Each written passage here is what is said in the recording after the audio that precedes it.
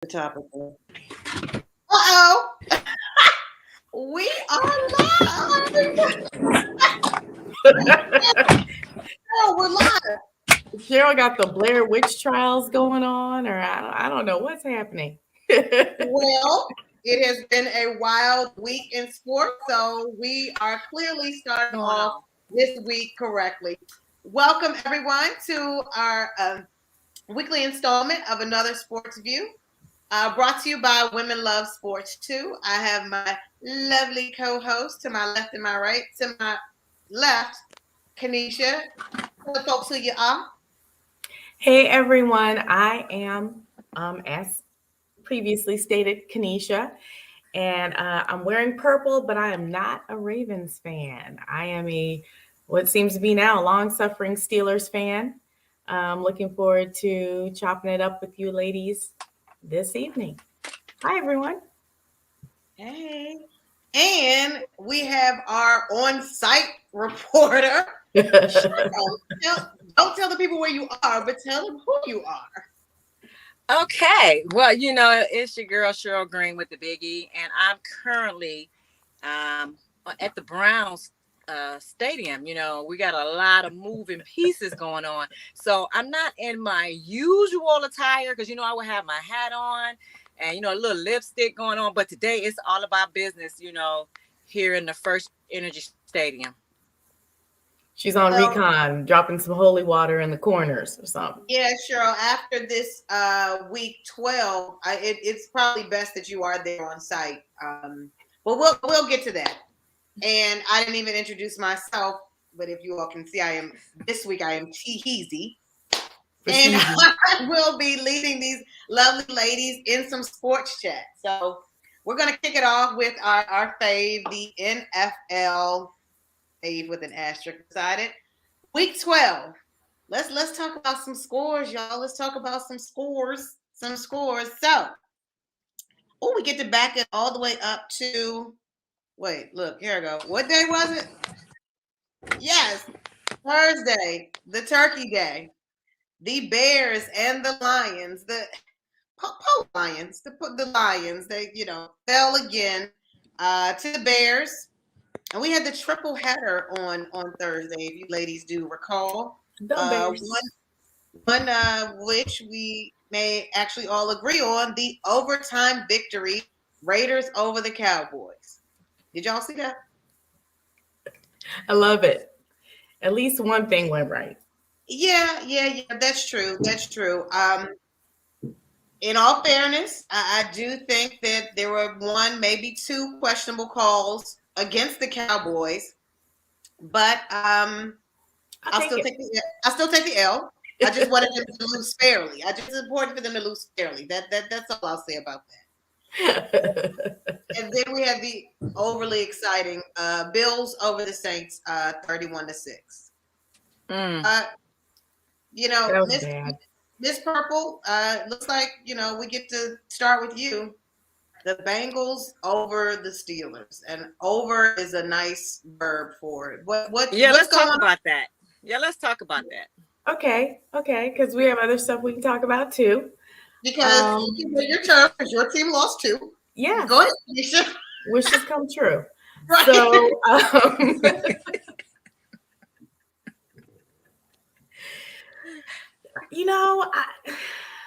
I don't even know where to start. I don't even know what to say. What was the score? The score was 41-10 final. The Steelers are 5-1. And we got to shake this off. We got to figure it out before, it could be attributed to certain injuries, things like that. This week was just, I don't know. That was a whooping. 41-10. Come on, man. Yeah. I think that I think Cincinnati just took it out on y'all, from what, the Browns had did to them. They just kind of, repeat. It was a repeat. It wasn't nothing personal or anything like that. It's just that, they didn't want to be the only one in that particular division to get beat up by one of their cousins, Living in the past. Okay. Right. Because I Well, believe we could also talk about what happened with the Browns. that's a great segue, Kanisha, Well, we because haven't got to that yet. We oh, haven't gotten okay. to that one yet. Oh, What no more would problem. you No like to problem. So discuss? we'll go in order. Dolphins jumped on the Panthers. I mean, welcome Ooh. back, Cam, but Dolphins made a showing in Miami. The So did Giants. they? Can you contribute that to that new quarterback that got down there in Miami? I guess if I should care a little more. Possibly. I'm going to say possibly. I mean, Miami's been, struggling. So you could say it's just this one game. We could have said the same thing about the Panthers in the previous week when Cam made his return back to Charlotte and jumped all over the Cardinals. So let's see what the Miami quarterback does this coming week, and then maybe we'll give him a little credit. Okay. The Giants over the Eagles. Nothing to talk about in the NFC least. Battle for last place. It's tough out there, okay? Yeah. Hot out here for a pound. Well, they did tie with the Steelers, right? Oh. The Jets? No.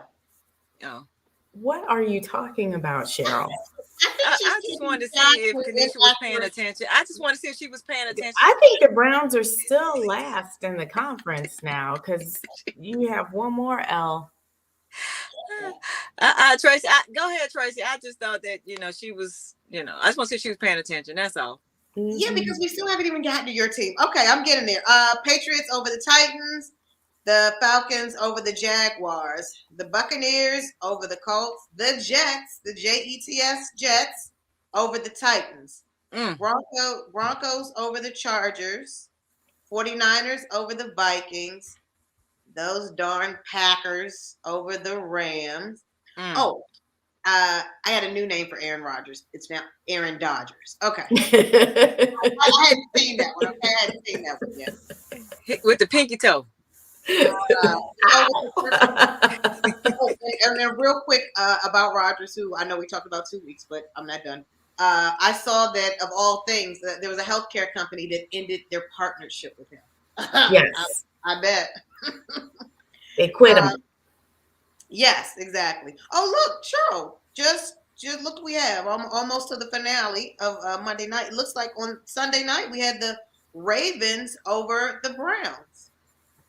Would you like to comment? Well, now see, that's why I'm, in Cleveland right now because of what actually happened. So, I had to come and talk with the coaching staff, because I don't know what that game was. That was a repeat of the Steelers and the Jets game. I'm not exactly sure what's going on. So, we had to pull the team in, and talk to them and just kind of find out what's going on. We had to sit Baker Mayfield down and, give him a little coffee or something, you know what I'm saying? And just talk to him. Just, hey, we need you to calm down, focus. We got rid of, we didn't get rid of him, but we traded Odell Beckham Jr. So we know he ain't the issue. So now let's play ball. There will be no more games lost. Well, next week is the Chiefs, so good luck with that. Okay. Oh yeah, we got that. We got that. Oh, there's Kanisha. Yeah, there she is. Yeah, that's how much you went to do research as you were talking about what you were talking about. Okay. Yeah, I just don't see that happening, working out for you, Cheryl. But we'll see. Okay.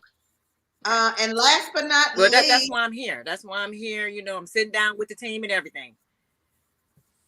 Is that you all private room? Are you in the private room? Don't tell us. Don't tell us. It's a secret location. Well, I just came out of the private room to speak, to jump on the podcast, but I got to go back in there because right now I'm heated. I'm I got to put my game face on. I don't know. There's some big straps in there. Are you in a padded room, Cheryl? Tell the truth. Like I'm trying to figure out what's going on. Because if I got to there behind you. yes, Kanisha, because see, I might have to push one of these guys up against this pad right here. I don't want to hurt them because they got to get back out there Sunday. But it might be a lot of shaking and moving going on. Boom, boom. Yeah. Mm-hmm. Lay down the law, Cheryl. Lay down the law. And last but not least, not just because they're here, Washington over the Seahawks, 17-15. It's one of that's a great question. It's one of those things where it wasn't the greatest football, but you still kind of couldn't turn away. I mean, from it was the point after getting blocked, turning and getting ran all the way back to a safety. It's the Seahawks defense were tired or tired, okay, like super tired. They're like begging their offense to get on the field and do something. Oh, and what do they do in the final seconds of the fourth quarter? They score a wide open touchdown, and I'm like, I don't want to stay up any later. And they had no choice but to go for the 2 points. And you saw Russell was focused, but the Redskins defense, the Washington football team's defense rose to the occasion. They made up for the boo-boo play prior to that, and they intercepted the 2-point play. And I was just thinking about the flooding. I mean, it had Yeah, that was the other thing. Thanks, Kanisha, for bringing that up. Of course, we couldn't, it couldn't just go without a hitch. Apparently, this was the second time that the stadium has leaked. Apparently, prior to this, it was there was a leak in a suite, and it was deemed to be, can you see my air quote, poop water. This time, it was confirmed that it was not poop water, but the sprinkler system had gone off. And what was interesting, are you sure? Who confirmed that? Wait, sprinklers. And so here's the thing. Did the folks in the suite guests make a dash to get out of there, or were they not even there? Okay. Because the Washington football team, one, has no name. It's so unpredictable. I don't know. Well, the Washington football team is always leaking something. Sure, this is true. Whether it's information, emails, so water. You're right, Cheryl. It definitely wasn't anything out of the ordinary, apparently, for here. So, and keeping with our football theme, you all saw that Keyshawn Johnson, along with Bob Glauber, released a book, The Forgotten First.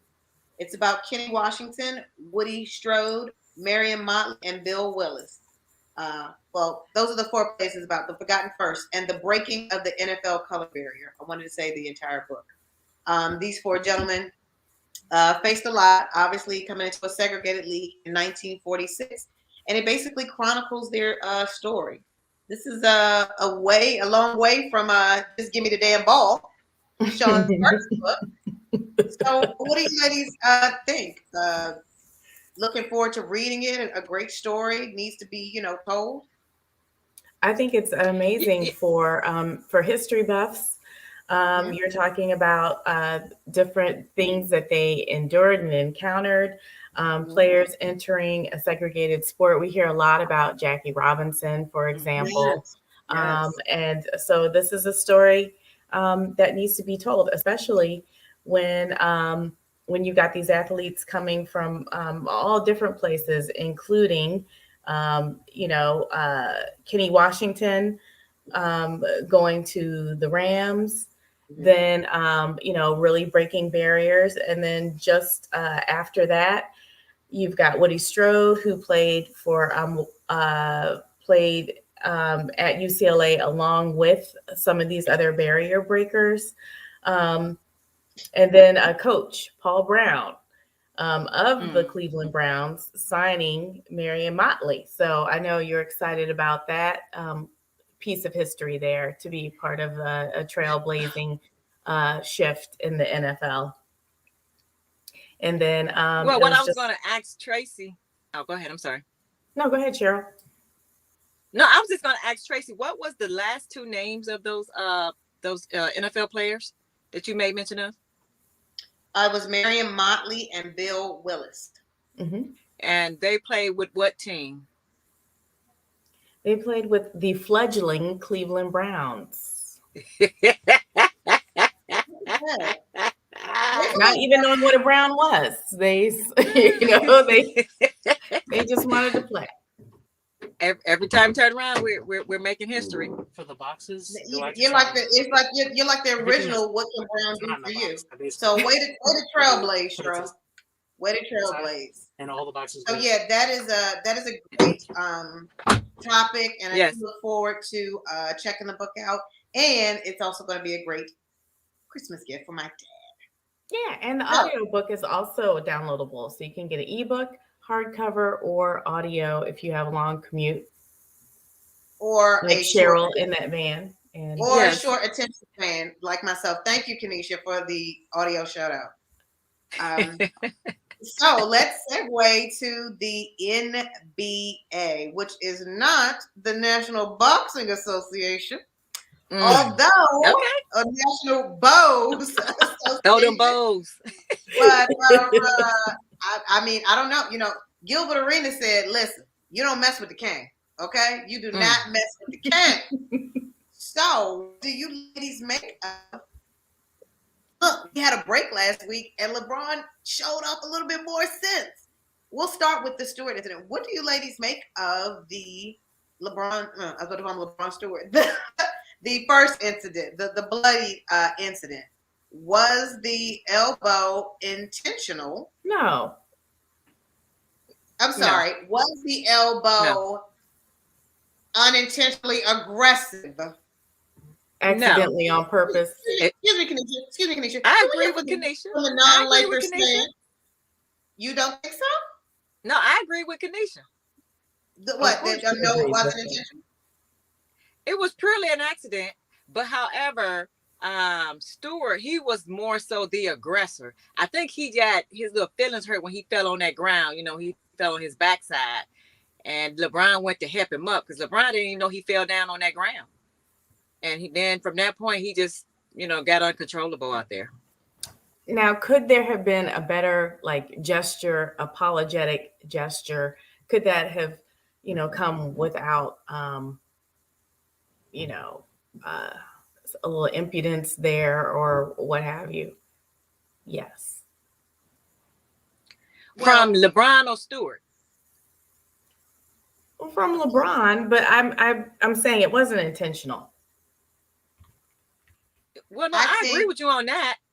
But when I looked at it, I saw them, actually going for the rebound. And, of course, they both was going for the ball. He blocked him out and Stewart fell on the ground. I think he scratched himself when he fell because he didn't know he was falling.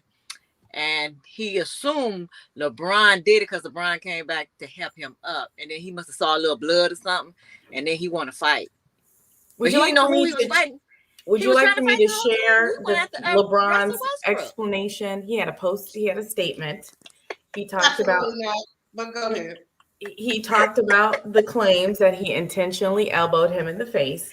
And he said, I don't go into a game and make it an individual thing. And then once Stewart doubled down on the fact that saying that James purposely elbowed him in the face, he said, he felt it wasn't intentional or it wasn't an accident. The actual chop down was on purpose to get his arm off me. So that's an allowable thing. The chop down, that part was on purpose, but the point of my hand hitting his face was not on purpose. You can literally go through numerous plays in the NBA where guys were chopping down on guys' arms or hands trying to get them off of them. If you look at the play closely, he got off balance when I chopped him down. That's how his head went into my hand. Now, that part kind of sounds like, when my kids are fighting and they're like, he walked into my fist. I was going to say, isn't that what you say? It's not my fault you walked into this slap, But he said, I've never been that player. I haven't tried to seek a face contact like that. Well, Mr.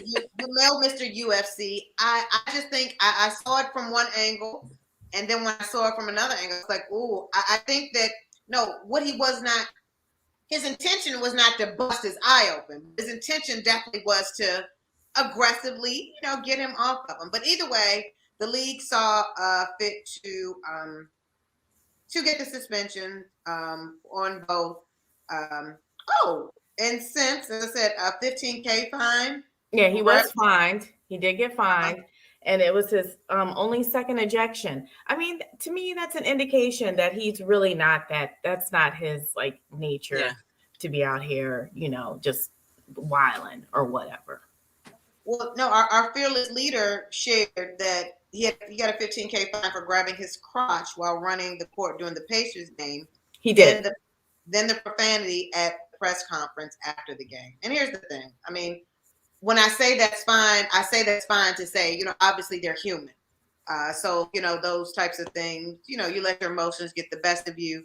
I still have my feelings on the elbow. But speaking of emotions getting the best of them, Mr. the Golden Boy, Mr. Steph Curry, Steph gave the ref his own technical foul. He gave him a T, and he was definitely penalized for such. But again, he's on the do not touch, break glass in case of emergency list. So the article was, turned into Steph's technical foul just fired up the team, and yes, the Warriors did win. But it's just so interesting. And he did acknowledge he was wrong, and about letting his emotions get the best of him. But yes, if Rodman back in the day had did the taunting tea, I just feel like the article wouldn't have read as sweet and pleasant as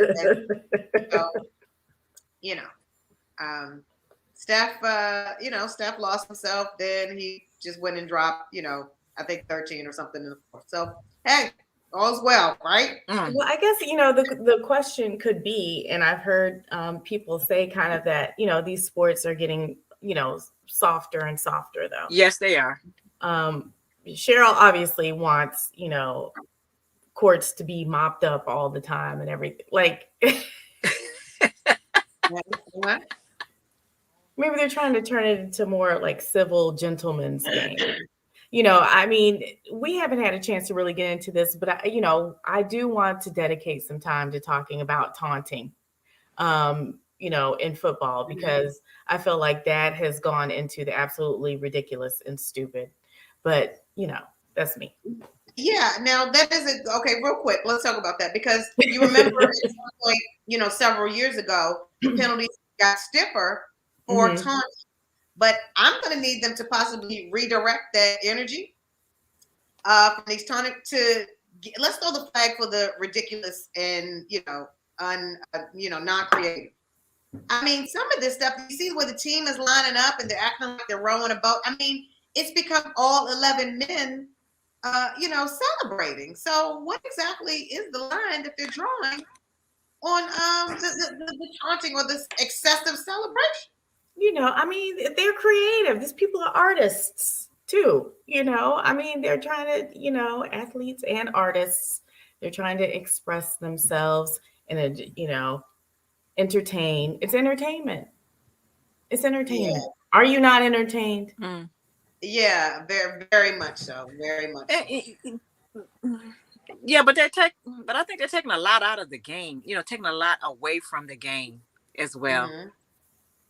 You're supposed to flex on somebody after you completely manhandle them, though. I mean, that's the thing. So to penalize somebody for, just, I don't know. Well, but okay, so look, so you're asking people to turn it on and turn it off like that. Oh my God, it's so funny because now we totally shifted. But no, well, wait.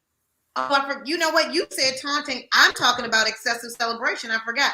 Now, I don't know. I do have a certain feeling about taunting because, maybe not. You get a good play, point, do your first down point, just get back down, get back in line up.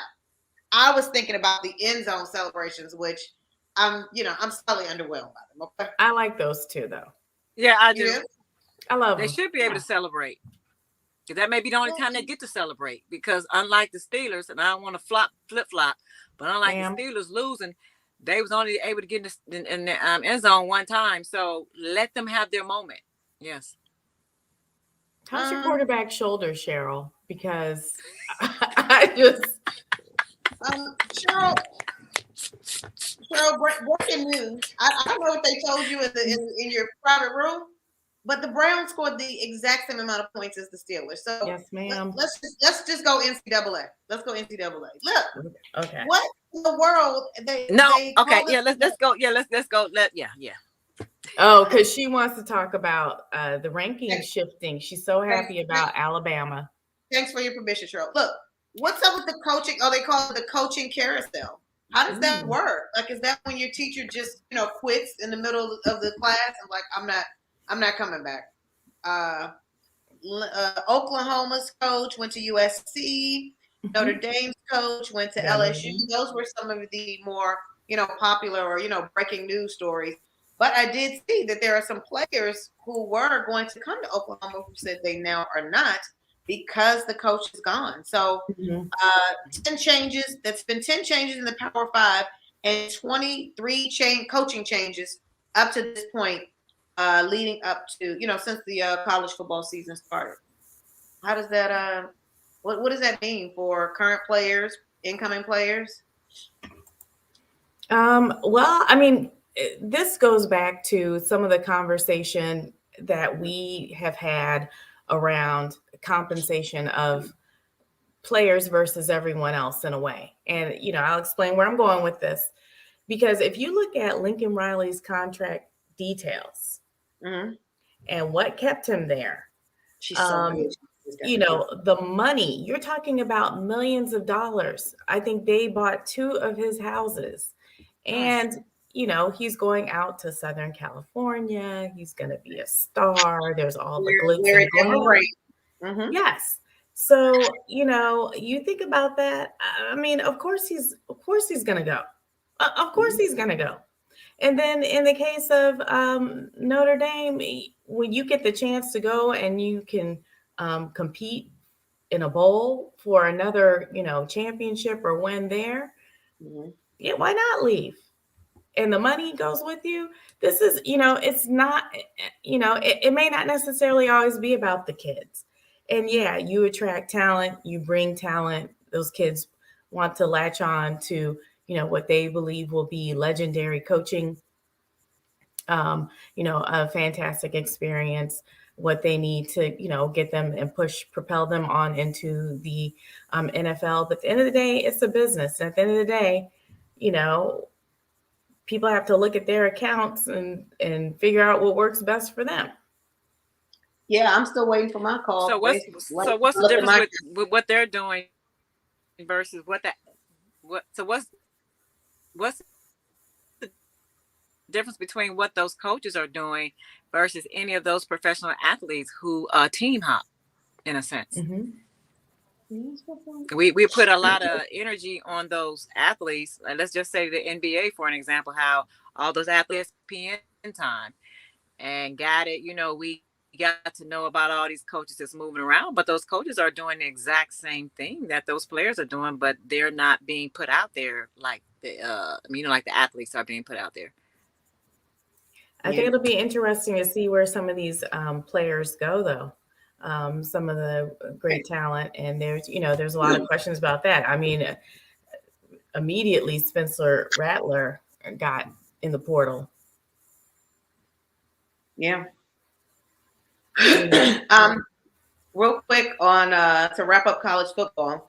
When you talk about the game not being over until those zeros hit the clock, I thought Auburn. I was like, oh look, the little Alabama battle, little state battle. Alabama's gonna get, and then I hear after 4 overtimes later, I said, man, Nick Saban, he's current on all his financial obligations to the I mean, you know how Spurrier used to say, sunshine follows the Gators. That Saban boy, he's got something shining down on him.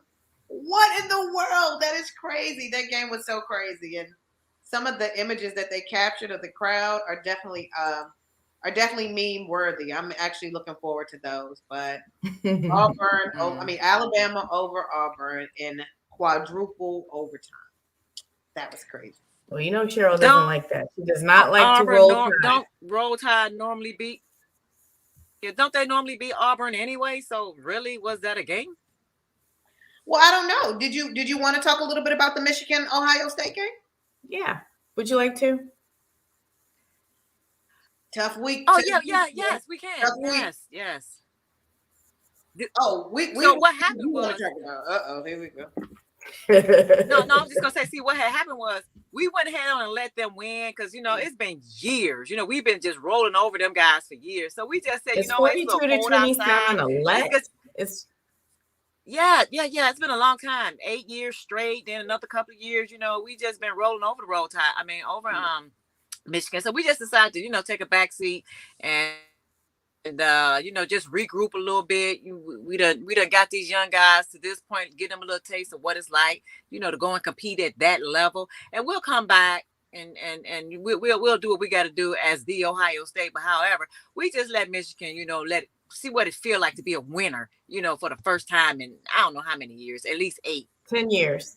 Yeah. It was a 10 year. Oh, it's 10. Yeah. See, I didn't even want to go there, Kanisha, but thank you for that.